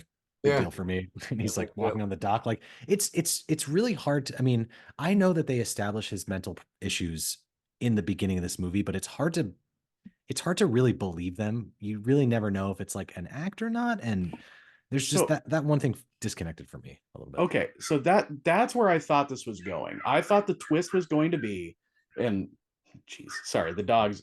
There's literally in the mouth of madness is happening right outside my window right now. There are literally two dogs, like I think they're eating each other. Anyway, it's the most insane sounds I've ever heard come from that dog. Anyway, like I thought the twist in this movie was going to be that something Richard Dreyfuss had done, like either through his therapy or something, had driven his ex-wife away, Bill Murray's ex-wife away. Mhm. And this was like a revenge thing for Bill Murray. I thought that's where this was going, because I was like, okay, he has like every mental problem you possibly could, but it's played to comedic effect. And, you know, every time you like, he's like, I'm germophobic, I'm like this phobic, but has no problem going to like a stranger's house, staying like in a basement with this kid. Like, I was like, this feels like the twist is gonna be, I'm getting my revenge for something you did, and it was all gonna come together. Like there's gonna be some comedic, like you were gonna realize some like hilarious twist like that. I thought that because in a completely throwaway thing, they're also planning his surprise birthday party. Yeah. That I thought his family like hired Bob just to fuck with him. Yeah, That's not yes. at all it. Like there's some like I kept waiting for a twist that never happened. Like they kept setting something up, but it just doesn't, and it's fucking weird. It Yeah. is weird. It's just Bob, like just being Bob, and so, like the thing is that Richard Dreyfuss's character keeps giving him like quick advice that Bob immediately goes, "Oh, this is it. You fixed me. It's gonna work. No problem." And it's like it's helping him, but then he ends up in the Good Morning America interview, and then it's a really funny like joke from that point on, is that it was supposed to be Richard Dreyfuss's big moment, but every time he meets someone or anybody, they always recognize Bob from Good Morning America instead of him, which is like, and he's still, what I really like with Dreyfuss is he just gets more and more manic from that point on. Like the Richard Dreyfuss nasal laugh that he has, like, it's a classic Dreyfuss laugh. Him slowly coming unhinged and losing it. I'm great. like, oh, that's where this is gonna go. He's gonna be made out to be the crazy one, and that is basically what happens, which I wasn't a fan of, because I'm like, how are they gonna dig themselves up out of that? And they do. They kind of do. Yeah. But it's like, he tries to have Bob institutionalized. So it sort of takes him to this hospital. And he's like, at this point, the whole way, he's just like cackling all the way home. He's just so happy. Right. And cigarette, Bob, gets home and immediately finds that they called up and said, no, he's not institutionalized. We love him. Yeah. We cut to Bob and he's just telling stories and everyone's cracking up, which is why I could see with you guys, it's all an act, but it's just, you're never quite sure with Bob. Right. Yeah. Yeah. It's basically a paranoid narcissist. And it's never touched. Like it's never really established. I mean, like you said, he's got all of these things wrong with him, but when you see him, and maybe that's just like him overcoming these things because of the limited therapy he's getting from the therapy is actually working. And it's hard because there's this scene where it's Bill Murray and their son in the room, and they're talking about death, which is, this kid is super fucked up. But he like takes the handkerchiefs out that he would like normally hold everything and just kind of throws it away. So you're like, part of you is like, oh, he is healing and getting better and improving, but he's still a fucking psycho. And the kid says, when you're afraid of death, what more is there to be afraid of? Which so it's weird that like the family does help Bob. Which is gonna, and the family also gets helped by Bob, which is weird. But in the middle of it all is all this inappropriateness as is happening. And so like by this point, Richard Dreyfuss, he just slowly starts crumbling. Like when he turns up to pick him up, he's the little twitch in his eye.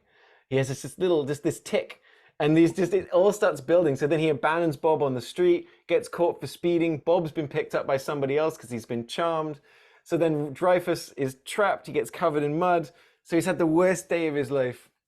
He gets back, and suddenly, surprise party. Everyone's there. And then like suddenly the light comes on, everyone gets sort of, oh my God, his sister's there. And then Bob turns up, and that's when Dreyfuss goes completely insane. It's a fucking funny shot. Straight up jumps off the thing, tackles him, becomes this huge fight. Cut to he's now in bed, like the other psychotherapists are looking after him, and it's And now Bill Murray prescribing other medicine. Like, Yeah, what? You Right. sure? What? You sure that's the best thing for him in this situation? Maybe in Yeah, I'll Prozac. write that down. I think Yeah, you're that's great. like, See, what are you that's talking where I about? thought the twist was gonna be, like, where it's like, Yeah. oh, Bill Murray's a rival, like, psychiatrist who thinks like Richard Dreyfuss is a quack or Would something. have been a And better that was movie. like the Yeah. first, like, gonna be the first reveal of like, haha, I've been playing in this. Now, there was another scene too. It's after the Bill Murray and the son like have that moment together, and then Richard's like, they're gonna be here at 7. You need to be out here at 6:30, and he tries to wake him up. I'm like, oh, he just dies. Like you think that like he won't wake up and he just fucking died, and like then the rest of the movie is them dealing with that and being like, wow, he was right, he changed us all, but no, he's just asleep, and the alarm goes off and he wakes up and he's like, it's just parts of this are just so fucking weird. It is Yeah. because then it gets completely unhinged. So this is where Dreyfus has now gone full cuckoo banana pants, and he tries to murder Bob. So he's like, "All right, Bob, we're doing some therapy." He goes and he breaks into a thing. He gets a shotgun. He gets stump out, which is just explosive. Which I guess in Yeah. in America, you can just. He's looking at the gun. Yeah, there's just guns in this like general store, and he's like, he looks at the guns, he's like, too messy. He looks at the bow and arrow, and he's like, no, he needs to suffer, and he's like, Yeah. oh, I've got it, explosives. So then insane. he takes Bob out to the middle of nowhere while cackling maniacally, ties him up, puts a bunch of explosives around his neck, and just leaves him there. And he's like, yeah, it's death therapy, okay? It's a new thing for you, death therapy. And then you've got crazy Bob going, he's always trying to sort of like explain, okay, oh, it's the knots in your life. You've got to undo the knots in your life. And so it's so stupid. Yeah. But he gets himself out of all of his sort of stuff. At this point, we've got Dreyfus is just celebrating, much like that other therapist, freedom. He's on the dock, again, cackling. And you get just the craziest twist of there's the family turn up, and then Bob has made his way to the house. He's got the birthday cake, and he comes out singing happy birthday, and like, wait, where's the explosives? And they blow the fucking house up. It's just, and they did that for real. They blew that fucking house. In like in a time to kill kind of way. This house is obliterated. It is destroyed. And then it's so crazy that he becomes like catatonic.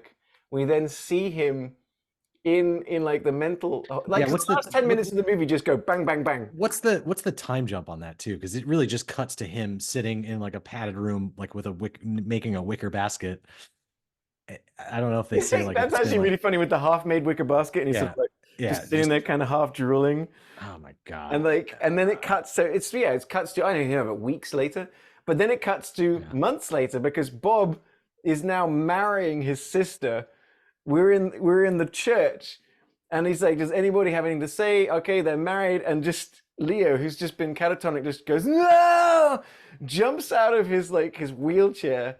The family celebrates, and the movie just ends where it goes. So, was that whole thing planned to generate a reaction out of him, or are they legitimately getting married? They legitimately got married. That's fucking crazy to me. So I'm then, sorry. and No, you get the end of the movie as it's ending, is that goes, Bob went back to school and became a psychiatrist. My favorite thing is he wrote a best-selling book called Death Therapy, and then the last line goes, Leo is currently suing him for the rights. Yeah, and it just fucking ends. And the credits roll.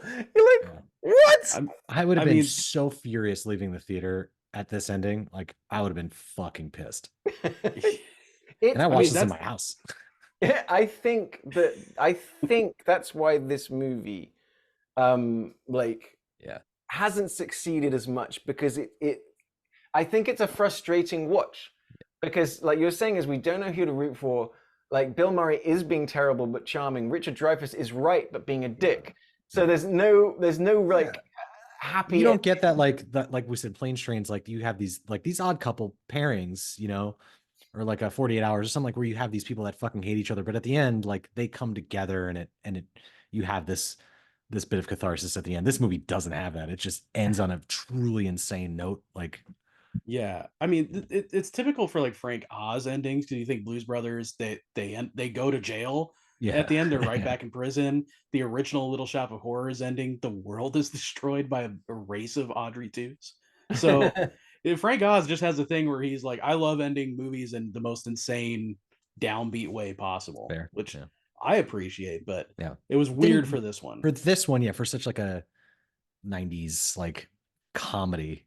Yeah. It just for the path, the trajectory this movie takes for it to end like that was kind of jarring. Like it's not, I will say it's not at all what I was expecting, but so this movie did keep me on my toes, but it just there's an extra thing to it, I think, is that because it's been widely reported and talked about later, but Richard Dreyfuss and Bill Murray did not get on.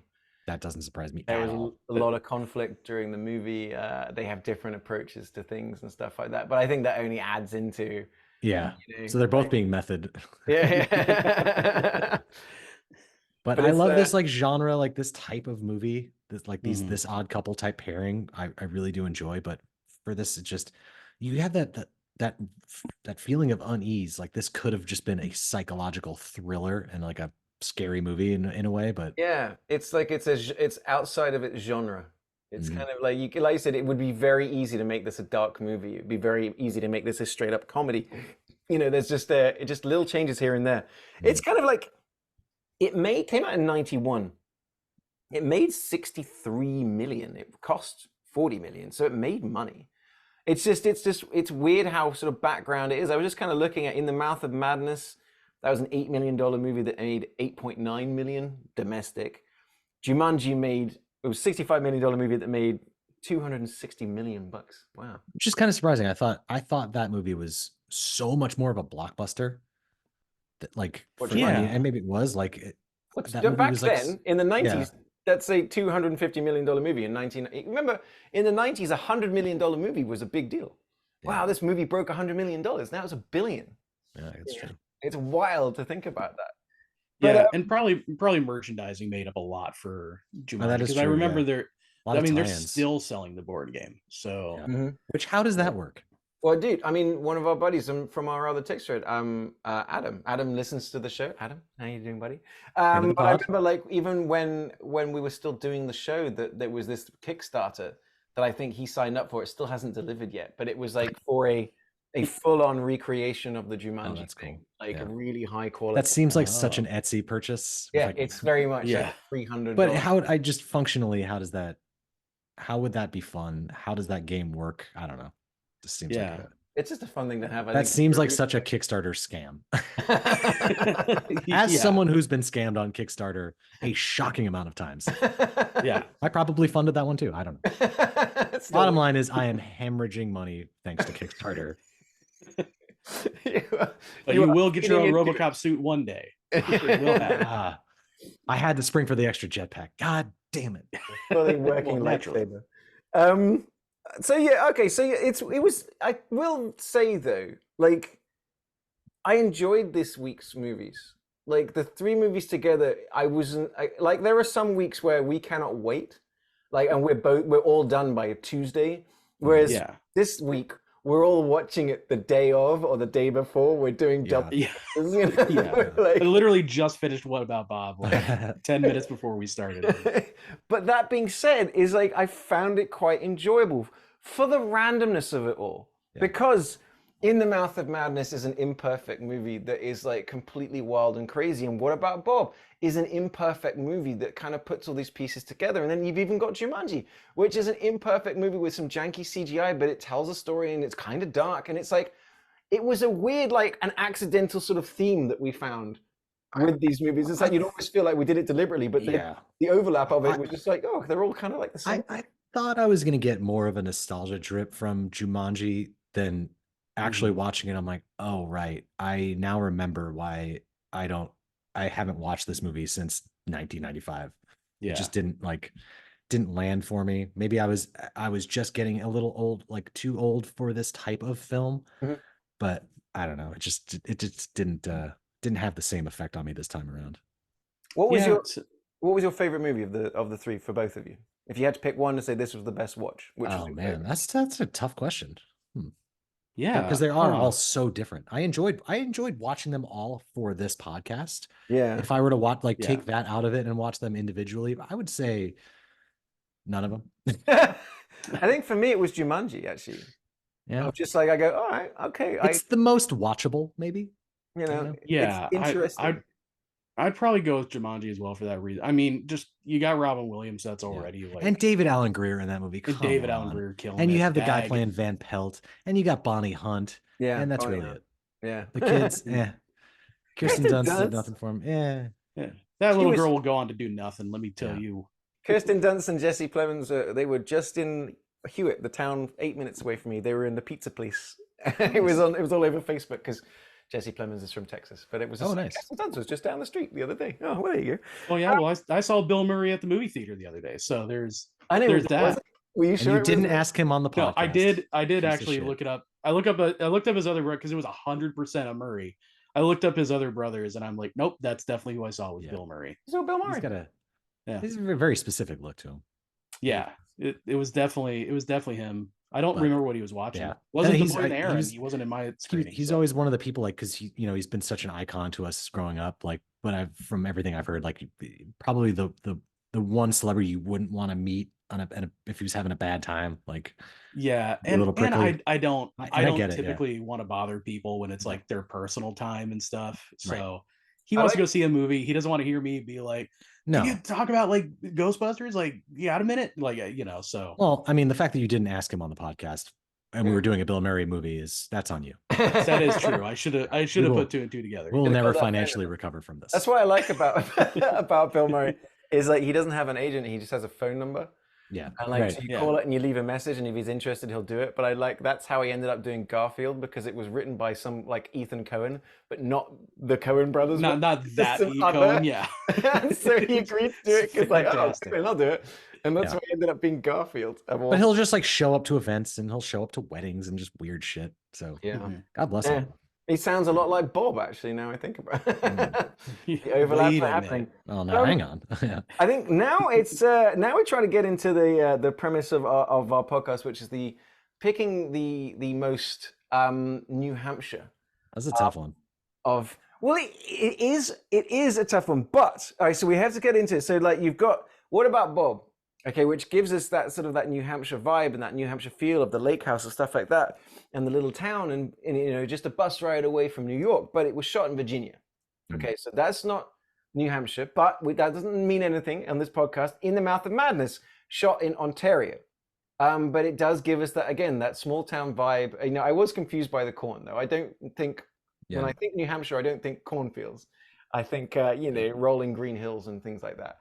But then you've got Jumanji, which is shot in New Hampshire, in the town of Keene, New Hampshire. But the New Hampshire presented in Jumanji is, like we said, is the Detroit of Yeah. so, Yeah. Yeah. what's the It's most the But- alternate but- 1985. But if you're going version, based yeah. on the ending of the movie, it's better for it.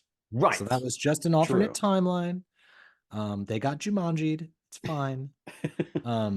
So I can look past that a little bit. What I kind of like again is that we've gone, you know, New Hampshire, and I don't know, we could have maybe gone political, or it could have been some sort of like rom-com, but we've got everything's going insane Cthulhu monsters, everything's going insane like magical thing, and everything's going insane with insane people. Yeah. There's a certain amount of insanity that seems to be prevalent in New Hampshire. Yeah. I mean, I'll say one of my best friends lives in New Hampshire with his family, and to the point of the insanity stuff. Every time they post pictures on Instagram, the kids are outdoors. I don't think they live inside. So you know, maybe it's just the thing with New Hampshire. You just move there and go crazy I and guess live in a beautiful house with no other neighbors around. you read Just- one Sutter Kane book and it's over. Yeah, that is true. Michael did read a Sutter Kane novel and then decided to move to New Hampshire. Yeah. so. No, Ollie, in this movie, you kept referring it to as the Black Church. I don't know if you can say that on this podcast. I don't know. We might get dinged for that one. Phrasing. Literally, Yeah. it is painted black. It's got. I love that's how he describes it. He's like, no, we had this big black church with these gold. He says these gold onions, Yeah, gold onions on it. and then Yeah. she's like, no, man, it's over here. And then the funny thing is that is a real place, and I'm like, wow. Yeah. And they just turned that into some sort of like, what it must be like going to that church now. I that don't- yeah, John that's Carpenter turned it bizarre. into the sort of like the portal of all evil. And like Will said, I'm sure there are people that fucking love and are obsessed with this movie because you know, why? Like you get that with any movie, Yeah. but the people that like go on these expositions to visit that church, Well, anything Lovecraftian, like, because it's so hard to adapt that stuff to, when you write about unimaginable horrors that you can't describe, hard to put that onto a movie. So if Lovecraft fans will just latch onto like anything they got. So this is one of the best examples they have. So, Yeah, a good one on Netflix, because I was just like looking, because I love that genre, is The Void, which is kind of like this cosmic horror mixed with like Assault on Precinct 13, which is kind of cool. That feels like a movie John Carpenter would have made. That's very much like in his wheelhouse. Yeah. That probably is like, what if I just took 2 John Carpenter movies and kind of mashed them together? Like The Thing. Yeah. The Thing, but they're vampires and they're on Mars and they're ghosts. Done. But Matt Damon's trapped there as well. Yeah. So the New Hampshire bit. So while I'm kind of leaning a little bit towards What About Bob? Because it gives us kind of like the sort of It's got the feel for sure. Yeah, the vibe of it. Whereas like, the Jumanji, it's all just chaos. Apart from that last sort of 5 minutes. Even though, like I said, you get the history though. Yeah. They honoring Robin Williams. Yes. Yes. And it also kind of like shows some of the history of New Hampshire. Like we've gone like 100 years into the past. We had that sort of like that. You see like a foggy tree, but sure, you get the 60s outside of the school, which also has a giant construction site in front of it with like precarious wooden, like it's. And they just let the kid walk into the middle of a construction site in the 60s. He's like, oh, no problem. Just I left this here. Yeah, what are you guys thinking? What are you guys thinking for this right now? My gut was gonna go with Jumanji just because of what I just said, like that history of like of honoring Robin Williams. Like I think the good folk of New Hampshire would appreciate that. Yeah. But you're right. If we're going based on feeling, definitely What About Bob has that, what I would envision. Like they're on the lake, you've got the house, you've got the town, you've got the insane asylum. Like I love that, we always say on this podcast, we love that like small town feel. And then The Mouth of Madness has that too, but in a very different way. Very different way. Yeah. More sort of monsters, suicide, children of the corn kind of way. Yeah. He does also give a shout out to Northern Boulevard, which is where I'm from in Queens is kind of, I was like, oh shit, I haven't heard that said in a movie ever, which is crazy to me. But that has nothing to do with New Hampshire. That's all New York. So minus 10 points. My own personal biases. What about you, Will? Where are you leaning right now? You know what? It's tough because for me, it's also between Jumanji and What About Bob. I'll say What About Bob looks more, again, I'm basing it off of, one of my best friends who lives there. What About Bob looks more like where they live and like what they post all the time. So my impression of New Hampshire is closer to What About Bob. But it's hard not to pick Jumanji just because it's shot there. The town is really all about it. It is representative of that town. Even the alternate dark timeline, it's still shot there. So it's tough, but I think at the end of the day, I'm leaning more towards What About Bob because that matches what I've seen. Yeah, like from around there. I get that. I can respect that. I am gonna go visit my Michael at some point and be like his Bob and just live in his house. And, oh shit, hang out there and. It's a tough one. I'm right on the edge as well because I know I was leaning What About Bob, but Ryan's kind of won me over a bit with the fact that the town of New Hampshire like basically adopted Robin Williams and and mourned him when he left to the point of like that he charmed that whole town, and it is like Robin Williams is such a treasure as well that it's. You almost feel obligated just because of that, and that's not really that's not like what we do here on this podcast. I mean, truthfully, I don't even know what the fuck we do here on this podcast. But I mean, it's hard to take the history out of it and how important I imagine this movie is to the people of New Hampshire versus like a What About Bob, which is probably like. Well, you know what? It's kind of there you go, and I like what you've said there because it was when we had the Beth Troutman episode and we were doing North Carolina, and she brought 2 movies famously shot there that aren't set there. It was Dirty Dancing and it was Last of the Mohicans. To the point that town is like the town for Dirty Dancing. They've taken it on board. I bet this town, Keene, we are the Jumanji town. That was us. We are that. Okay, that's the thing that I think I can go with that. Much Yeah. like Texas has its chainsaws, New Hampshire has its Jumanjis. So we're gonna do it. We're gonna do a Yeah. Jumanji. We're I going think it. so. All right, That's cool. fair, yeah. So there we go. Officially here on the United States of a Movie podcast, we are choosing Jumanji, 1995 Jumanji, directed by Joe Johnson, starring Robin Williams, Kirsten Dunst, Bonnie Hunt, etc., as the movie that best represents New Hampshire here until someone picks another movie that represents it better, which leads me on to the part that we like to talk about, which is the also rans. I think you and I, we all felt, I think we discovered the same sort of like web pages, which was like some sort of like New Hampshire, like radio stations putting together these sort of 26 movies shot in New Yeah. Hampshire. Were there any of those that you guys were sort of like circling as well? Because there's a lot of like, I was saying to you guys last week, movies I'd never heard of, but filled with prestige people, like the movie Affliction, which is like Nick Nolte, the movie On Golden Pond, Katharine Hepburn, Henry Fonda, Jane Fonda, Live Free or Die, Paul Schneider, Zoe Deschanel, Michael Rappaport. So there's a whole bunch of like New Hampshire style movies that we could have you could have gone picked any one of the 3 Jumanjis, apparently. Yes, there's Hotel New Hampshire with Jodie Foster, Beau Bridges, Rob Lowe, 8 Crazy Nights, Both Lolitas. Mr. Deeds. I almost went Mr. Deeds. Yeah, but like, and that's the thing is that you get like New Hampshire and Maine and that whole kind of area kind of mashed into one. So it's really hard to nail down specifically New Hampshire, I think. I know there was I'm one. still not even sure it's really a place. There's one you almost chose, which I only saw in movie theaters and haven't seen since, but Rules of Attraction. Yeah, I was gonna pick that one, but again, like The spin-off more of American Psycho. yeah, basically, the more I thought about that, like really, you don't get a sense of like that town, and I think it's in a fictitious place, so I don't know. Most of the things we do are in fictitious places, but Yeah. any New Hampshire movies that you can think of that we were circling? I mean, I was only gonna pick like jokingly pick On Golden Pond because I think that's just such a funny, like, who's watched that movie? Like that movie was made for Never like heard of it. 100-year-old people when that movie came out. It was like Henry Fonda. I think it was like one of his last movies. It's just a movie about 2 old people who live near Golden Pond, and I just wanted to like hype it up like it was like a Fast and Furious movie. Like, oh, where my On Golden Pond peeps at?